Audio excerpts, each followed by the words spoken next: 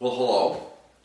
Welcome to April 2014. I wanted to make a quick video today on windshields, specifically aftermarket windshields for your motorcycle. In my case, as you know, I drive a K16 and I've decided to replace the windshield, the stock windshield, with this particular one. It's an Aeroflow, medium height. Now, just as an aside, the K16 GT versus the GTL. The GTL, a lot of people have commented on the shortcomings of the stock windshield, given the height of the seat and the ergonomics of the bike, the rise of the bars. They find that the stock GTL windshield doesn't do a fantastic job. So what a lot of people have done is taken the GTL windshield and replaced it with the stock GT windshield, and it answers all their problems. Now I drive a GT, so the stock GT windshield, which is fine, and I've commented that it works great. The problems I found with it are that to really get out of the turbulence, since I wear what I consider a noisy helmet, I trying to reduce the amount of turbulence around the helmet to reduce the wind noise. So what I've decided is I've done an extensive search, a lot of reading, made a lot of phone calls, spoke to different manufacturers, and I've decided to go with the Aeroflow. The Aeroflow has a slight lip on it. Now, I've always been wary of claims that lips kick the air up over your head. They do to some degree, but they do tend to cause a lot of turbulence. If you ever get a chance to watch documentaries on wind tunnel work, there's not many out there, but you see when they run smoke over lips and wings, the air doesn't go up in a smooth line. A lot of it does move up in the air, but there's a lot of turbulence behind those lips or wings or whatever sorts of things are air control mechanisms on cars and motorcycles. So this does have a tiny bit of a lip on it, but it works. And I spoke with the Page Ortiz, I believe his name is, the owner of Aeroflow, and he claimed he did a ton of real world research. In other words, he kept trying different models, a lot of trial and error to get the perfect GT windshield, and I really like it. It's much better than the stock windshield. And I have a stock windshield right here. I'll just show you the outline here. If I lay that over top, you can see the stock windshield has a dip in the middle, okay, and just a little wider on the extreme upper edges, and a little narrower through the waist, okay? Plus, the stock windshield has some forming around the edges here, the lower edges, lower corners, and I'm not sure if that's for aerodynamic reasons or for aesthetic reasons. The Aeroflow doesn't have any of that contouring. Now, I will say this, and I'll be brief on this. I've used on other motorcycles C. Bailey's, okay? And so I can talk a little bit about C. Bailey's, and I can talk a little bit about Aeroflow, and I've also used Calci. Now it's been a while since I've used Calci, and it's not relevant to this particular motorcycle, but I will tell you from what I've gathered and from my own experience, I can generally put each one of those manufacturers in their own sort of special approach to motorcycle windshields. I'll start with C. Bailey's. C. Bailey's makes more, according to them, they make more windshields for airplanes, okay, or windshield replacements or glass replacements. And a lot of their motorcycle windshields generally follow, or at least several I've bought, they follow the stock windshield general line.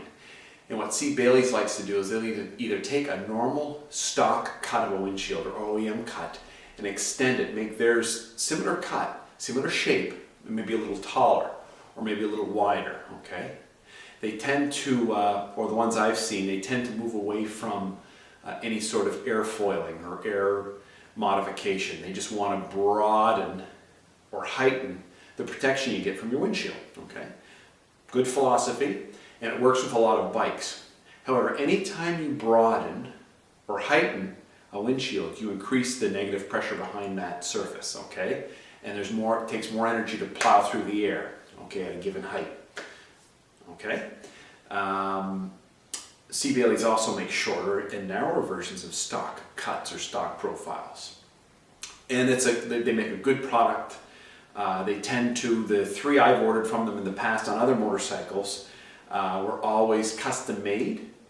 Okay, so they weren't stocked items. Even though I contacted the manufacturer directly, they actually made them after I placed the order. Okay, so it took a little longer to get. Calci, the one Calci windshield I've used in the past worked very well. I found that it had a more radical lip on it. Okay, and actually, if I recall, it had a lip on the outside. So its idea was to sort of spread, the size was similar to stock, but it kind of spread the air around you, or that's what it attempted to do. And it worked fine, it was good, and it was quick, the pricing was relatively the same, and it was quick to ship. For this particular bike, I went with the Aeroflow. The Aeroflow has a similar size to the stock windshield, but it has a tiny lip, a very, very subtle lift on the top. Okay? And I'm very pleased with it. And now I'll talk a little bit about its performance.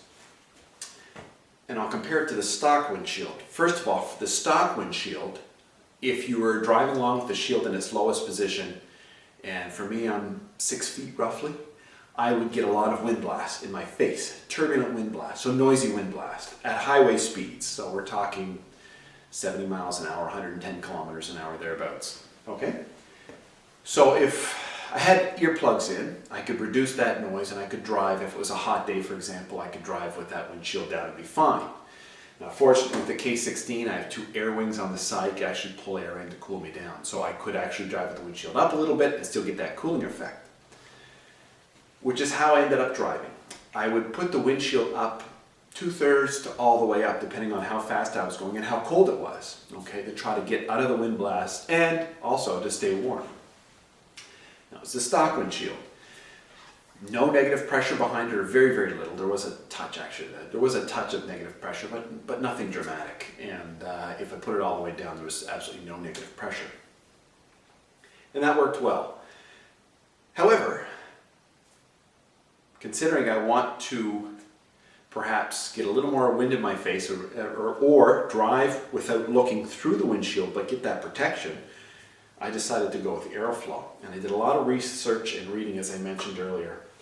Now, the Aeroflow on the highway, I can drive at highway speeds, as I mentioned, but with the windshield only 1/3 of the way up. Now, the benefit of driving with the windshield lower and getting the same effect as a stock windshield all the way up is that I can see over the windshield, and I'm not looking through the windshield at the road in front of me, okay? And the owner of Aeroflow says that's a safer way to drive, and I tend to agree with him. I think there's a lot of validity in that concept, providing you wear a full face helmet, which I do.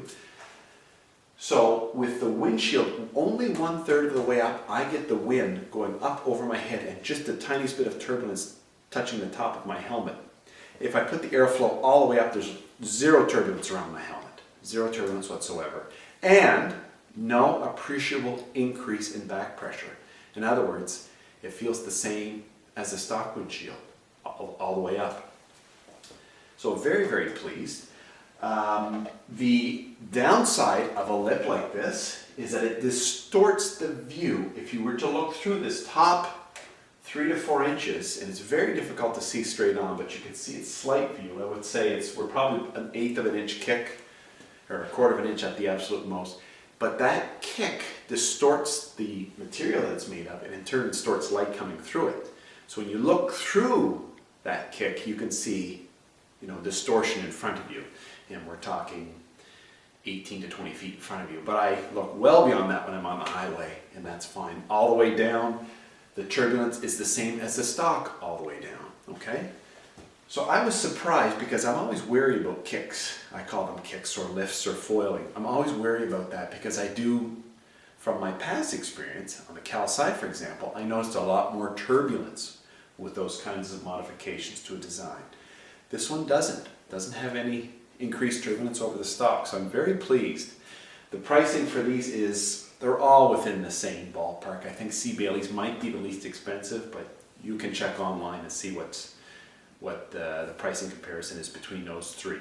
And those are the only 3 manufacturers I'm familiar with. and I feel free to speak about them. So I'm very happy with this. I tried to set up a microphone with my camera here so I could give you some indication as to the noise level, which I'm most concerned with. That's my number one priority. There's a couple other things I'm interested in, but that's number one for me. But I was unsuccessful hooking up the mic and all this sort of thing to my camera. I think I'll have to upgrade my camera to allow me to have a remote mic. And actually I could speak to these videos with a remote mic. It might improve the audio a bit. Anyway, all that aside though, I did want to tell you that this is a very, very pleased with this. In addition to buying the windshield, I also bought the, as a package deal, the Aeroflow air wings that are said to drastically improve the airflow around the waist of the fairing here. And they sit right in there, and I'll do a separate video on those later on this summer. Anyway, until next time, take care.